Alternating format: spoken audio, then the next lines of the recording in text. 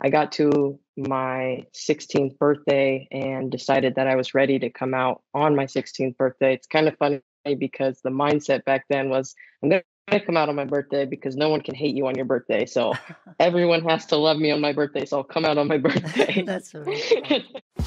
This is the Transparency Podcast Show from Long Beach, California, where we bring you life transformation stories, business, investment, personal development, entertainment, and more.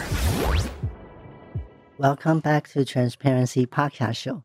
I'm your host, Shelbe Chang. I'm sure you all heard of a life coach, personal development, or even self-education. Especially during the last 2 years when we have COVID's lockdown, we tend to search through the social media or even YouTube to look for something to improve ourselves. So today, our guest, she is a coach, but she's a coach for LGBTQ plus coaches. So we want to find out where she got her calling and how she's going to plan to impact the people in LGBTQ community and the people outside of our community as well. So welcome, Coach Amber. How are you doing today? Hi. Thank you for joining us today. I'm very excited about today's topic because I'm, like I was just say, I'm all about mindset, and I discover personal development, read a lot of books starting from COVID lockdown. So can you kind of tell us about your background? How did you become involved in the LGBTQ plus community? Yeah, definitely. Thank you for having me today. Yeah. Super excited to be here as well. It's an honor. I'm a LGBTQ mindset transformational mentor for LGBTQ coaches. I help them embody authentic sales so that they can, number one, grow their impact, and then number two, grow their income to support their long-term visions to make that a reality for this world. It's really important work to me. And a little bit of my background. Do we want to start from the very beginning? Yes, please. Like I usually ask our guests, like, when did you discover your difference, your identity difference, and all that, and how your family react, and where you where you've got from there to here. Yeah. Definitely. I love this so much because I'll share my journey with you, but I love this a lot because it will allow the audience to really grasp the idea that we grow into our passions and we grow into our purpose. We don't just decide on something and it's going to be forever. But my journey at the very start is I realized that I was gay at a very young age and I hated myself for it. I felt very different than everyone else. I was internally struggling a lot with my sexuality and wrapping my head around it. And I was doing some research online because I was like, what does gay even mean at the time? Mm-hmm. So I was trying to do my own research to understand more. And the first thing, I remember it so vividly, it was like the first thing that came up was just like, gay is bad, it's a sin, like just a disgrace. Like just seeing all that negativity online impacted me even more to hate myself and feel like I was wrong. And I hid it for a few years, but it was really hard knowing that part of me and having to hide that part of me. So I got to my 16th birthday and decided that I was ready to come out on my 16th birthday. It's kind of funny because the mindset back then was, I'm going to come out on my birthday because no one can hate you on your birthday. So everyone has to love me on my birthday. So I'll come out on my birthday. That's really cool. Yeah. So I decided to come out on my birthday, but what encouraged me to come out on my birthday was actually meeting other gay individuals on Tumblr at the time, and they were around my age. So it made me feel like it was okay that other people were like this and that it was normal, because being gay is normal. It's normal to me. It might not be normal to someone else, but whatever normal is to you is perfect for you.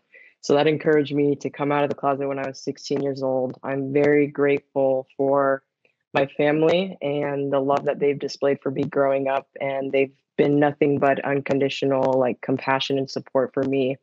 However, it didn't change much for me internally. I was still struggling because I felt like no one could really understand who I was because they just weren't the same as me. So I had a lot of anxiety growing up and just again, beat myself up. But from an outsider's perspective, you wouldn't really know this about me. I was really good at putting on a front. I was involved in sports and all of those things. So you would never know it about me. And then during my 18th, my 18th year of life, I guess is what we'll call it. So my senior year of high school, my best friend, really close friend, committed suicide. And so at that point in my life, it was like double the shame, double the guilt, double the resentment, because number one, I hated myself to begin with. And then number two, I just lost a close friend to suicide. So it was like, I'm not a good friend. I wish I could have done better. Like, what could I have done? So all of that was going on.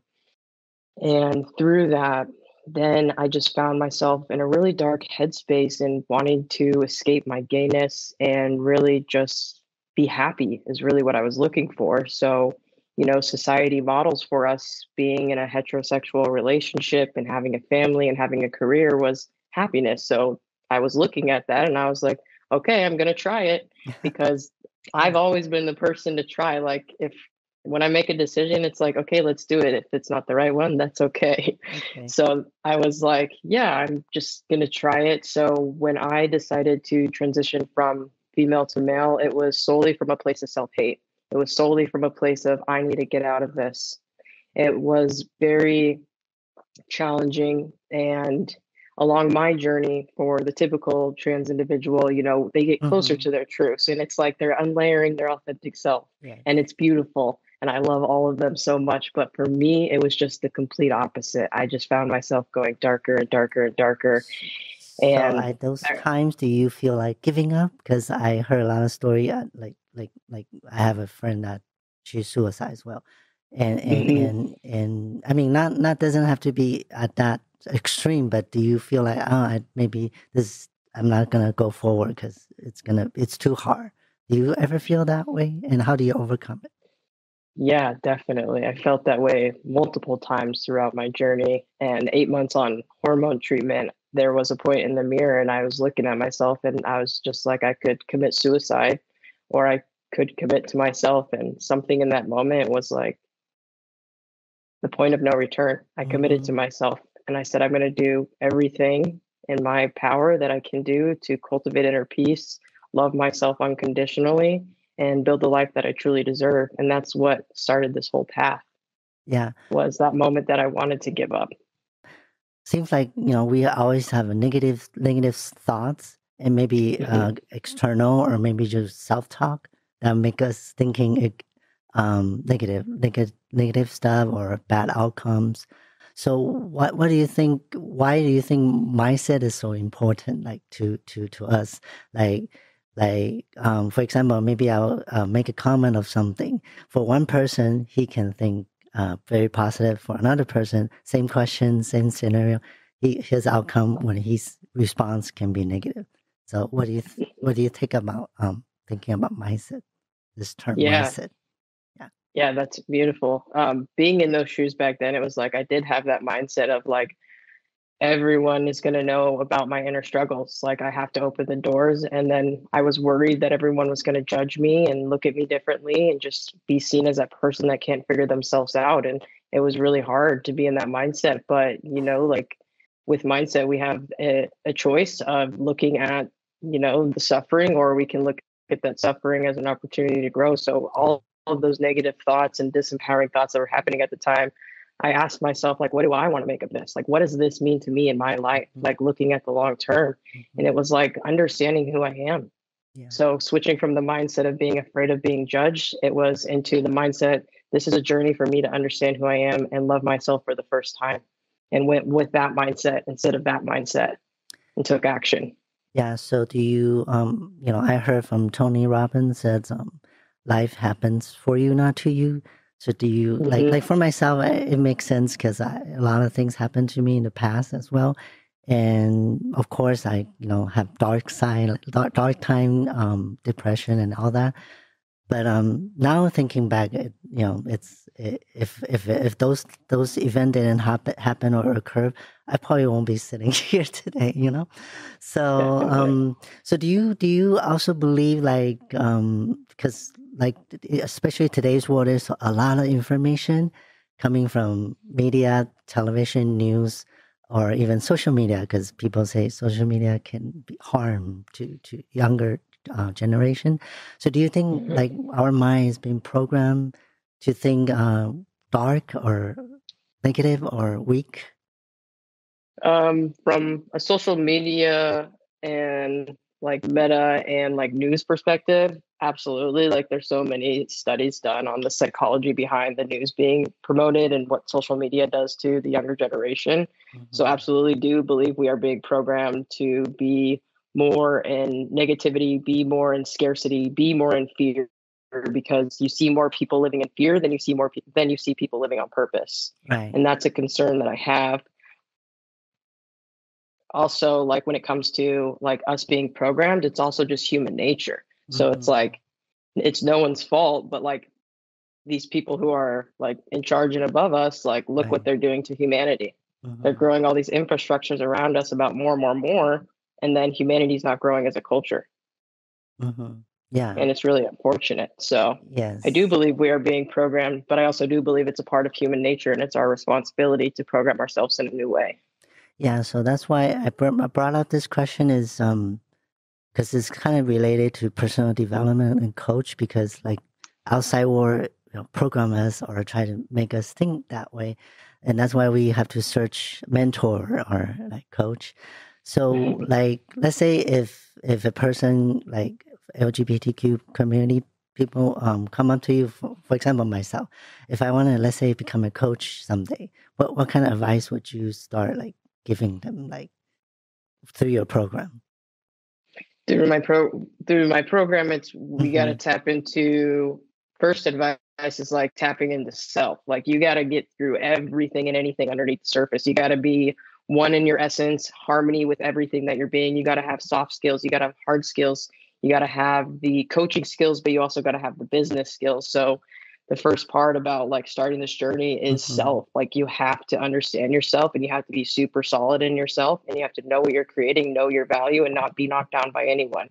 So that's like the first part about the coaching journey, is making sure that you're holding integrity behind everything that you do and being that leading example before you lead other people. Okay. And that's why I stepped into this space, is to give more LGBTQ coaches the opportunity to grow their business fast, stepping into their authentic power, but also holding very high morals, values, and respect, with holding integrity behind their brand, because that is really important to me, and especially in this community. Okay. Yeah. So I also understand like a lot of coach or mentor, they kind of share their own stories to reflect, to share with other people vulnerable. So do you think that part of the training or course is important to others? 100%. Yeah. I show all of the coaches that I work with like the utmost important of like compassion and empathy, and how to hold that space for other people when they are going through those moments of darkness and when they are going through obstacles, because that is a part of the process. That is a part of transformation. So it's important for a coach to be able to support someone in that way, being solid within themselves, sharing experiences, acknowledging the feelings, but also giving them the guidance in the right direction. We all have limited belief. Like sometimes we feel, oh, we're not enough, or I can't do this, or I don't speak English, I shouldn't do podcasts, something like that. So let's say let's say a person like a medical condition, for example. I say, I have a friend that he's like this. I have a heart attack, so I think I cannot do certain type of work or go to certain type of functions or activity. If somebody is so limited believe themselves, what kind of advice or what kind of procedure they should do to overcome that? You just really need to, for everyone listening, is just like ask yourself, like, what do you really want and why do you want it? Because the only way to change, everyone has the ability to change and rewire their mindset and rewire your brain to work for you rather than against you.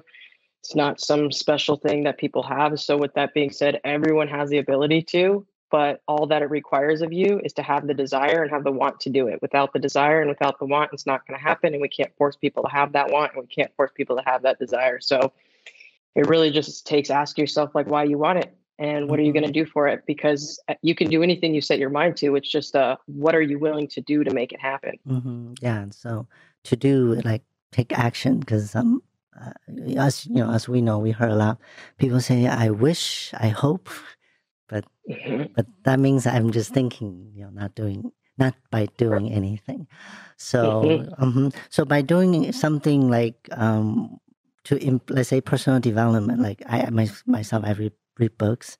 So do you think what kind of impact will people receive for themselves? Let's say journaling or reading, or maybe watch YouTube, or find a coach.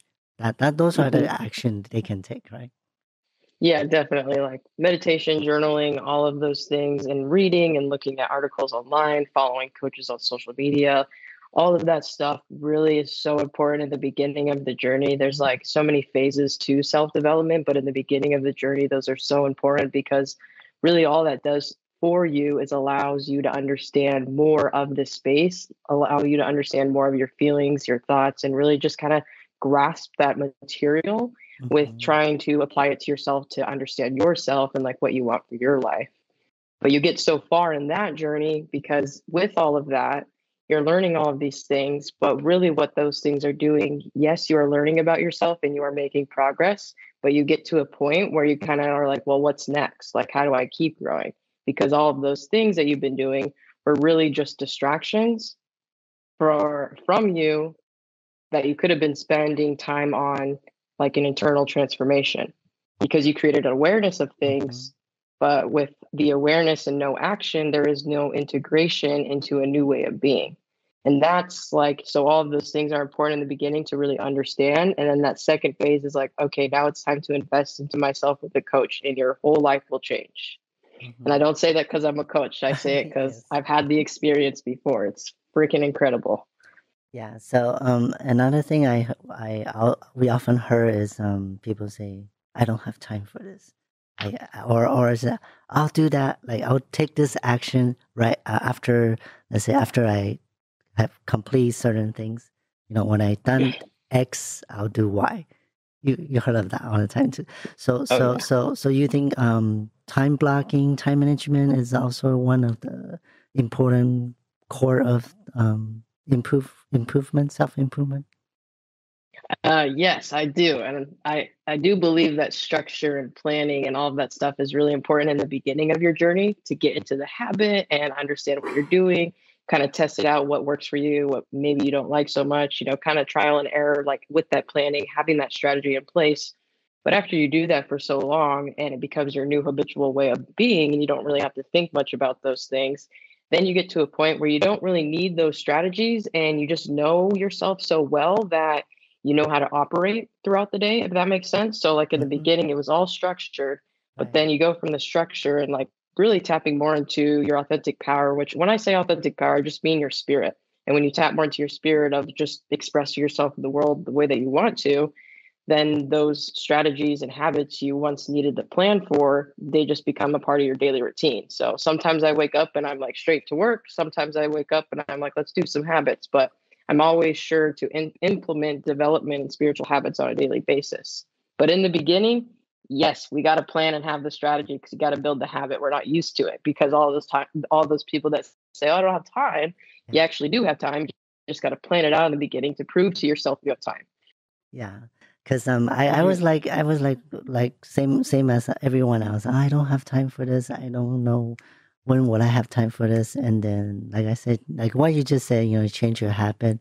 You kind of set a time block. Oh, this 6 to 7, I'll do this. And then at first it's hard, especially I force myself to wake up like 5:30 to go to the gym. That's really hard at first. So okay, yeah. So next question I want to ask is more about your branding. So when did you start this coaching business, and what do you see in the future? Like, do you have? I know you want to impact people and help LGBTQ people, and then help other people outside of the community. So what's your goals? Like, what can you see in the future with your brand? Yeah, definitely. I started this brand back in March 2021. and I became a place of service for my community. And from my journey last year and venturing off and exposing myself more to the coaching space and all that stuff, I had some rocky moments, learned a lot of things, kind of saw the loopholes in the coaching space. Really, it was difficult on the journey to get to where I am today because I was working with the top coaches in the world. However, they weren't LGBTQ, so they don't really understand like what it's like to serve this specific community. So it was up to me to figure it out by myself. So through that journey, and it was so amazing because like I was really impacting people's lives on a deep level and realizing like how much transformation I could really bring into people's lives. And really throughout that whole last year, I was showing LGBTQ individuals how to become the leaders in their life. So I go like more like when people think about mindset, I go like really deep into mindset with my clients. Like we are removing all destructive feelings, human conditioning, limiting beliefs, everything, and creating an entirely new way of being. So seeing that happen over and over again last year, exposing myself more to the space, it allowed me to want to become a bigger and better leader for this community because I saw so much like spiritual bypassing in the coaching space and like coaching manipulation. And I just really wasn't aware of it till then. So I was like, I'm going to do something about this and decided to step up into coaching LGBTQ coaches to show them how to embody their authentic power, teach them the awareness and knowledge of human transformation and transformational leadership in the 21st century, as well as growing their brand in the most effective, fastest way possible. So where I see this going now, it's beautiful because this transition has just kind of happened so gracefully and naturally, stepping in with coaches and already seeing incredible results for them in their businesses.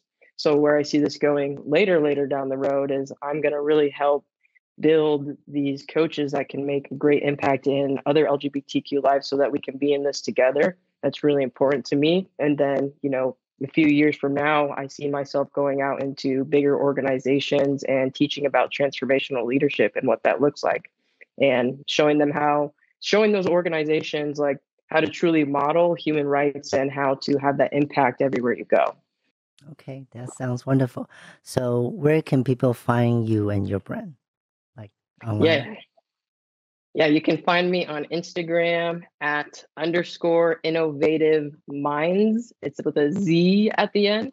And then you can also find me on my podcast, which is also Innovative Minds with a Z at the end. And those are the two best places to find me right now. We're growing our platform in different medias, but just those are the two best ones to find me right now for sure. Okay, so if I want to sign up, contact you through Instagram? Yeah, contact me through Instagram and then we'll chat. The best way to talk about everything, because there's just so much, is always just a phone call. I'm such a person-to-person kind of person. Yes. Person-to-person kind of person. Yeah. Okay. So last question. I also ask our guests is like, because we have different audience, like from podcasts and YouTube channels. So what kind of advice or suggestion that you can give for our audience?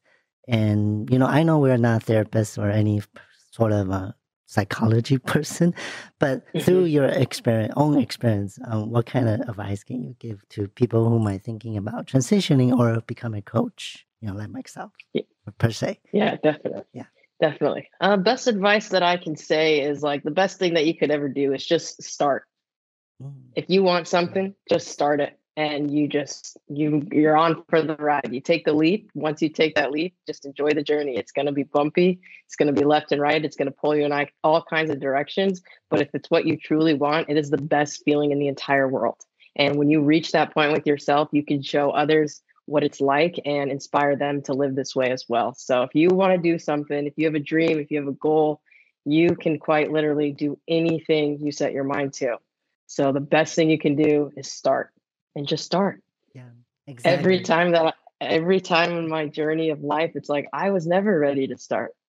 Yeah. But the fact that you start and you learn and you grow makes you want to continue on because you start to see the results as you go. So I always say, like, start before you're ready, because later down the journey, you're going to be ready, but you won't be ready before you start. Yeah, I got goosebumps just listening to you on that one. Thank you for thank coming you. to the show. And we need to have you come back again. We maybe pick another different topic that we can go over because I really love this topic. Yeah. So Me thank too. you for joining us. And we will have all your links and under our show notes to contact you. Okay? Beautiful. That sounds great. Thank you. Yeah. Bye. Bye-bye. Thank you again.